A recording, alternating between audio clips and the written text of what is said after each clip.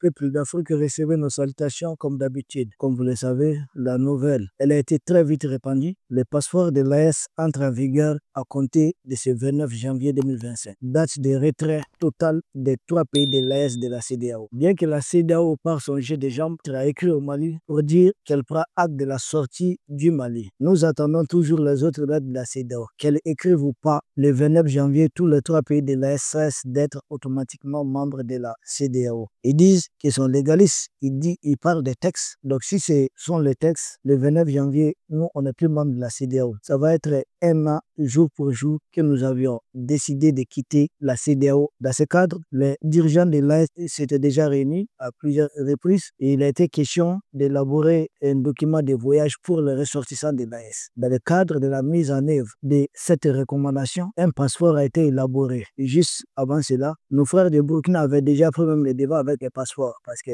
c'était déjà dans le circuit. La fraternité entre les pays de l'Est, on a dit non, on fait tout ça, on met de tout ensemble et c'est ce qui a été fait. Le président en exercice de l'AES, son Excellence, le président Assimi Goïta, le général Senghetoua, a publié un communiqué et dans lequel il annonce officiellement la mise en circulation de ces passeports AES à compter du 29 janvier. Si vous aviez vu déjà les passeports que le Burkina avait mis en circulation, c'est à peu près la même chose. Donc c'est des passeports vraiment de qualité. On nous parle de la libre circulation des personnes et des biens dans l'espace CEDEAO. Ce n'est pas vrai. Demandez à tous ceux qui voyagent entre les pays de la CEDEAO. Quand un Malien quitte ici, par exemple, il sera au Sénégal, il y a plusieurs postes frontières, il faudrait qu'il paye 5 000, 5 000, 5 000. Autrefois, c'était 2 000 francs. Maintenant, c'est 5 000 francs CFA. Et inversement, quand un citoyen sénégalais venait au Mali, tu payes la même chose. Un Malien qui partait au Burkina, il doit payer au niveau de chaque poste frontière. Burkinabé qui vient au Mali devait payer. Et dans ça, on nous faisait dire que c'est la meilleure intégration réussie dans la sous-région. Mais c'est la même chose qui se passe au niveau de l'Afrique centrale. Quand vous quittez RCA, République centrafricaine, vous venez au Cameroun, au niveau de chaque poste frontière jusqu'au niveau de la localité de Mbaye-Boum, vous allez payer. Mais c'est la même chose. Qu'est-ce qui a changé concrètement? Tant que vous n'êtes pas fils du pays, on vous fait payer. Et avec ces passeports de l'AES, c'est derrière nous. Parce que les citoyens de l'AES seront dorénavant libres de voyager avec ces passeports partout dans l'espace AES. D'ailleurs, nous profitons de l'occasion pour dire aux dirigeants de l'AES de mettre un mécanisme de surveillance de la libre circulation des ressortissants de l'AES. Parce que jusqu'à présent, ça continue. Nous avons le devoir d'alerter les dirigeants. Cette histoire de payer des 2 000 francs, ou bien 3 000 ou bien 5 000 là, à des agents qui pourtant sont des fonctionnaires qui ont leur salaire du mois est inacceptable. Les ressortissants de l'AES ne doivent payer à personne dans l'espace confédérable. Et nous devons alerter les plus hautes autorités et nous sommes convaincus qu'ils prendront des mesures. Ils avaient déjà annoncé des mesures fortes dans ce sens. Et à travers de telles émissions, ils vont encore prendre des mesures allant dans ce sens. Donc, aucun citoyen de l'AES dorénavant, avec ses passeports, même avec nos pièces d'identité, ne doit avoir de soucis dans un pays membre de l'AES. C'est inadmissible. Donc, ce passeport, bravo, bienvenue à ce passeport. Et le 29 janvier, nous allons sans doute déposer notre demande du passeport AES parce qu'il est dit que les passeports déjà en cours de validité. Les passeports dont nous avons, c'est des passeports, c'est écrit dessus, CEDEAO. Ces passeports-là restent en vigueur jusqu'à leur expiration. Moi, mon passeport, je pense que ça doit expirer en 2026. Mais ils disent aussi, ceux qui ne se sentent pas à l'aise avec le logo CEDEAO peuvent aller tout simplement demander à renouveler leur passeport. Moi, je vais renouveler mon passeport. Histoire de logo CEDEAO sur mon passeport, là, ça passe pas bien. Mais tout le monde n'est pas obligé de le faire. Et vous pouvez juste attendre l'affaire de validité du passeport. C'est ça la vraie intégration africaine. Pas cette intégration où nous avons des passeports cyber, mais nous payons dans chacun des pays.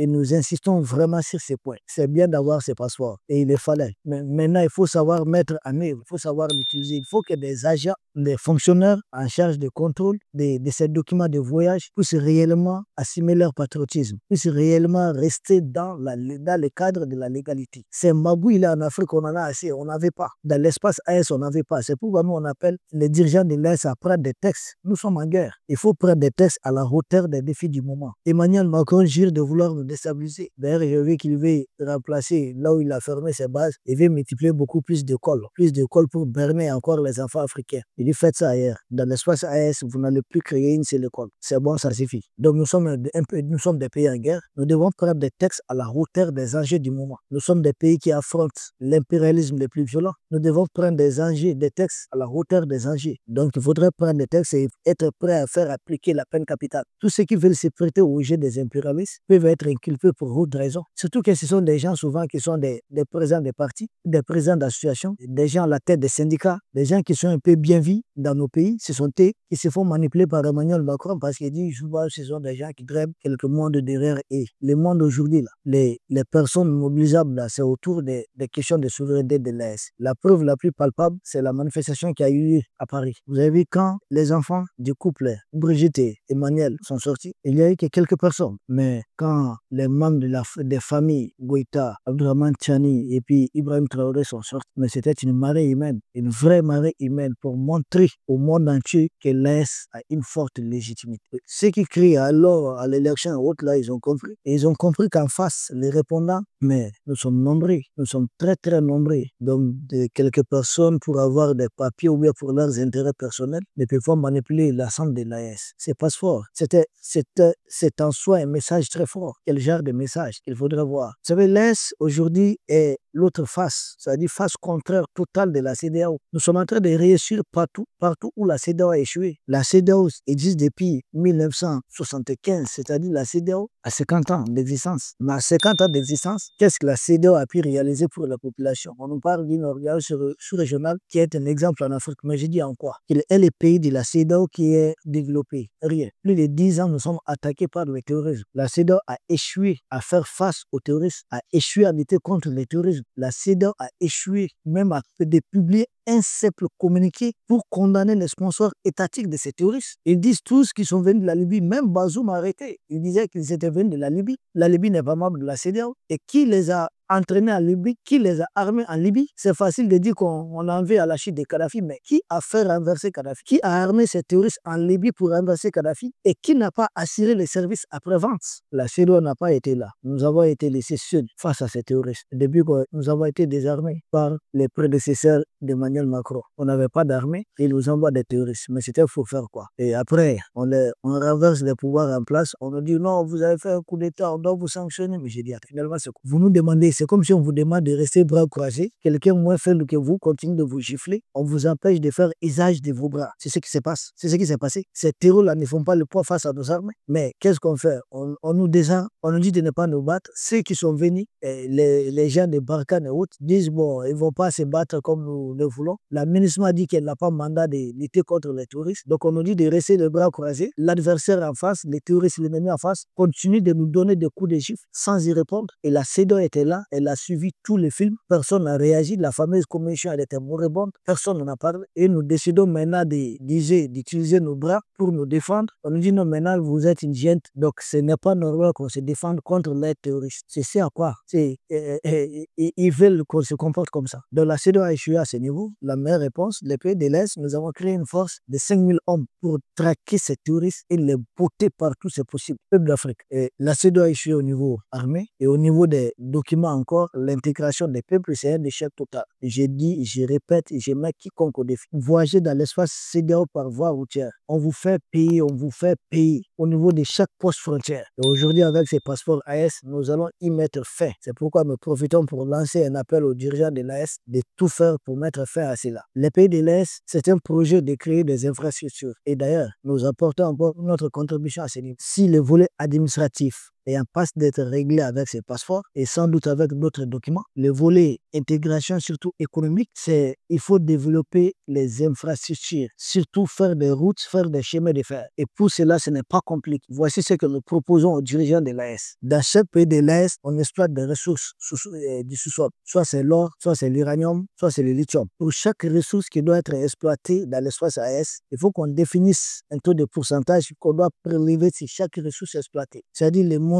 Si par exemple le Mali doit percevoir 100 milliards sur son lithium dans l'année, 100 milliards, mais 10%, ça revient à combien? À 10 milliards. Maintenant, les 1%, c'est combien? C'est 1 milliard. Donc on met au moins les 2% 2%, 2 milliards. Le Mali, pour son site de lithium, doit verser ça dans les caisses, dans un fonds de souveraineté, de développement de l'AES. Pour chaque mine exploitée au Mali, pour chaque mine exploitée au Niger, pour chaque mine exploitée au Burkina. Et ce fonds va servir à interconnecter les pays de l'AES. C'est-à-dire, c'est ce fonds qui va aider à faire un chemin de fer reliant le Mali, le Burkina et le Niger. C'est ce fonds qui va servir à faire une route reliant Mali, Burkina, Niger. C'est ce fonds qui doit servir à construire un hôpital XXL. Parce que si on fait le bilan de ce que le Mali paye, le Burkina paye, le Niger paye, pour que certaines personnalités partent se soigner à l'étranger, notamment au Maroc, en Tunisie et autres pays, si on fait la somme de cela, c'est largement suffisant pour qu'on construise un hôpital XXL de l'AES. Ce qui va faire que les dirigeants même qui refusent de développer leur pays, qui continuent de vendre leur pays à Emmanuel Macron, mais qui n'ont pas confiance à Emmanuel Macron sur le plan sanitaire, pourront peut-être venir se soigner tranquillement dans cet hôpital XXL de l'AES. Ce sont de telles idées. Ce fonds peut servir à tout. Même cette armée, cette unité, cette force unifiée qu'on vient de créer au niveau de l'AES, ça peut encore être utile. Et d'ailleurs, parlant même des passeports, pour chaque passeport imprimé dans l'AES, il faudrait au moins mettre 2% des recettes dans ces fonds de souveraineté de l'AES. Et nous savons combien de passeports seraient imprimés au niveau du Mali, du Burkina et du Niger. Donc l'AES doit avoir son fonds pour ses projets et aucun pays ne peut utiliser ces fonds. Ce fonds sera toujours utilisé après un consentement des 3 dirigeants. On discute, on s'assoit, on voit qu'est-ce qu'il faudrait faire. Nous avons besoin d'une route, on se met à réaliser la route. On fait tout de suite une très bonne route, Mali, Burkina, Niger, nous rallions à 3 ports différents. On peut se jeter au niveau du port du Togo, ça peut être la Mauritanie, ça peut être peut-être, on ne sait pas, le Nigeria, moi je ne fais que proposer. Donc l'AES doit en réalité cotiser, il faut créer un fonds AES, une caisse. Et ça même, ça va entrer dans le cadre de la pérennité de l'AES, parce qu'on aurait tellement cotisé que nul n'aurait intérêt un jour avec un mercenaire politique de dire on va quitter. Parce que les choses sont très claires. Si vous décidez de quitter, vous ne sortez avec 0 francs. On ne vous donne rien. Vous laissez les autres pays continuer d'en profiter. Parce que le vrai plan, c'est faire de l'Afrique un État fédéral, tout simplement. Donc l'AES peut réussir ce développement. Il faudrait juste créer un fonds AES. Et ce fonds va servir au développement des infrastructures de l'AES. Ce qui n'empêche pas chacun des pays de mettre en œuvre, d'avoir des projets de développement interne. Mais l'AES doit avoir un budget de développement de l'espace AES. Et ce budget, pour moi, doit être utilisé dans les 3 secteurs clés. Les infrastructures, faire un chemin de fer, une route, un hôpital de très grande classe et appuyer les opérations militaires de la force unifiée de 5000 hommes.